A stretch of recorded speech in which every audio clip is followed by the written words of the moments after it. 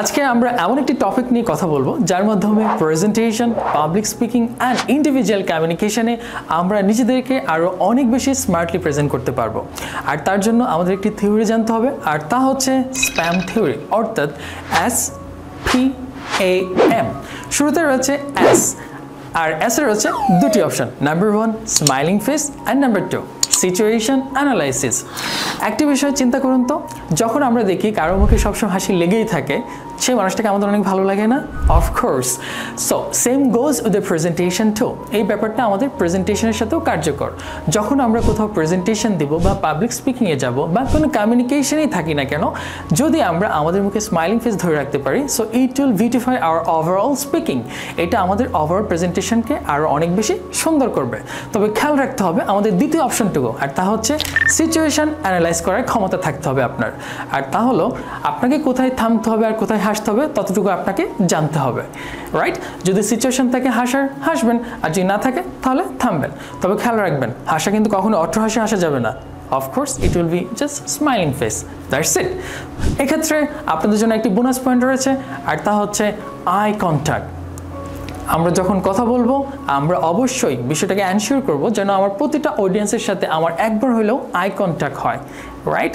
এবং কিছুক্ষণ পরপরই যেন, মানে নির্দিষ্ট অল্প বিরতিতে যেন আমার প্রতিটা অডিয়েন্সের সাথে আমার আই কন্ট্যাক্ট এবং তার আই কন্ট্যাক্ট একই সময়ে হয়। এই ব্যাপারটা যদি আমি এনশিওর করতে পারি তাহলে দেখা যাচ্ছে আমার সেশনটা খুবই ইন্টারেক্টিভ হবে। আমাদের সেকেন্ড পার্টে রয়েছে P ফর পার্সোনালিটি। পার্সোনালিটি খুবই বড় একটি পরিসর, তবে প্রেজেন্টেশন দেওয়ার জন্য যতটুকু মিনিমাম বেসিক জানা দরকার আজকে আমরা ঠিক ততটুকু আলোচনা করব। এর বিস্তারিত আলোচনা স্টেপ বাই স্টেপ আমি অন্য কোনো ভিডিওতে তুলে ধরব। শুরুতেই you need to look good. আপনাকে দেখতে অবশ্যই ভালো লাগতে হবে, তবে এই ক্ষেত্রে খেয়াল রাখবো তার জন্য আমাদেরকে কখনোই খুব বেশি স্মার্ট, হ্যান্ডসাম, ড্যাশিং বয় বা অনেক বেশি ফর্সা হওয়ার কোনো প্রয়োজন নেই। বরঞ্চ আল্লাহ তাআলা আমাদেরকে যেমনিভাবে সৃষ্টি করেছেন সেটাকে খুব সুন্দরভাবে নিজের সামর্থ্যের আলোকে গুছিয়ে রাখা বা পরিপাটি রাখাটাই হচ্ছে জরুরি। তার জন্য কিছু সাজেশন রয়েছে। প্রথমত হচ্ছে কথা বলার সময় আপনার মুখ থেকে যেন কোনো প্রকার দুর্গন্ধ না বের হয় সেটা এনশিওর করতে হবে, নাম্বার 1।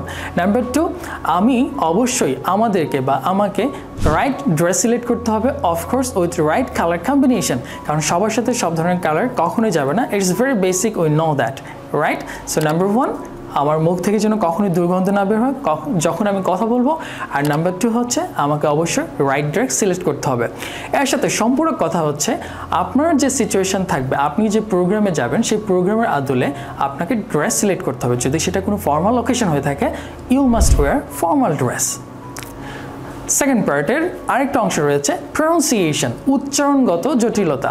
আমরা এটা সবসময় ফেস করে থাকি, বিশেষত আমরা কথা বলার সময় আমাদের একটা চেষ্টা অবশ্যই থাকতে হবে, আর তা হচ্ছে আমরা যেন কথা বলার সময় আমাদের আঞ্চলিকতা পরিহার করি।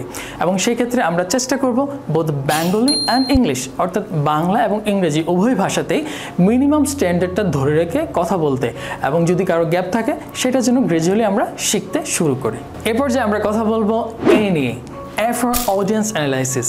এক্ষেত্রে আমরা তিনটা বিষয়কে খেয়াল রাখবো।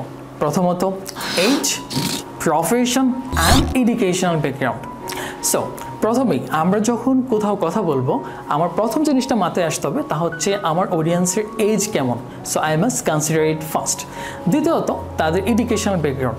আমি যদি জানি যে আমার অডিয়েন্স কোন ধরনের এডুকেশনাল ব্যাকগ্রাউন্ড থেকে এসেছে তাহলে আমার টপিক সিলেক্ট করা এবং তাদের সাথে ইন্টারেক্ট করাটা আমার জন্য অনেকাংশে ইজি হয়ে যাবে। And the final one, their profession.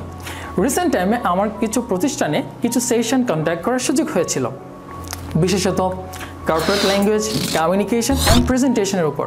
তো যখন আমি জানতে পারলাম তারা কোন গ্রুপ অফ পিপল, মানে কী ধরনের মানুষ, তাদের প্রফেশনকে, তাদের ব্যাকগ্রাউন্ড কি, তখন আমার জন্য অনেক ইজি ছিল তাদের ক্লাসটা পরিচালনা করা। যেমন তাদের সকলের ব্যাকগ্রাউন্ড ছিল পাবলিক ডিলিংস অফিসার্স হিসেবে।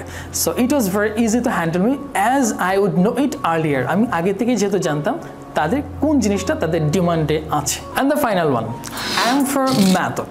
ম্যাথডে আমাদের দুটো অপশন রয়েছে, number 1 analogue method and number 2 digital method. Analogue method বলতে কি বোঝায়? Number 1 saying something from your memory, সরাসরি স্মরণ শক্তি থেকে কথা বলা। Number 2 taking any kind of notes on the paper, পেপারে কোনো ধরনের নোট লিখে রাখা, এবং last one writing something on the board, বোর্ডেও কোনো কিছু লিখে আমরা যে প্রেজেন্টেশনটা দিতে পারি সেটাকেও কিন্তু আমরা অ্যানালগ মেথড হিসেবে ধরে নিচ্ছি। On the other hand digital method কোনটি? ডিজিটাল মেথড হচ্ছে in a word using any kind of digital equipment while giving speech. অর্থাৎ যখন আমি কোথাও প্রেজেন্টেশন দিই সেক্ষেত্রে আমি যদি কোনো ধরনের ডিজিটাল মেথড ব্যবহার করে থাকি বা ডিজিটাল ইকুইপমেন্ট ব্যবহার করে থাকি তখনই সেটা ডিজিটাল মেথড হিসেবে রূপ নেবে।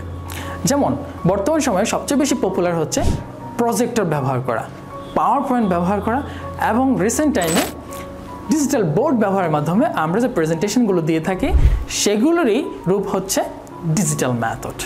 সো আজ এ পর্যন্তই। নেক্সট টাইম থেকে যখন কোথাও প্রেজেন্টেশন, পাবলিক স্পিকিং কিংবা ইন্ডিভিজুয়াল কমিউনিকেশনের সুযোগ আসবে তখন আপনারা এই মেথডটি ফলো করবেন। আশা রাখছি এটা আপনাদের জন্য অনেক বেশি উপকার বয়ে আনবে। So that's all for today. Thanks for watching.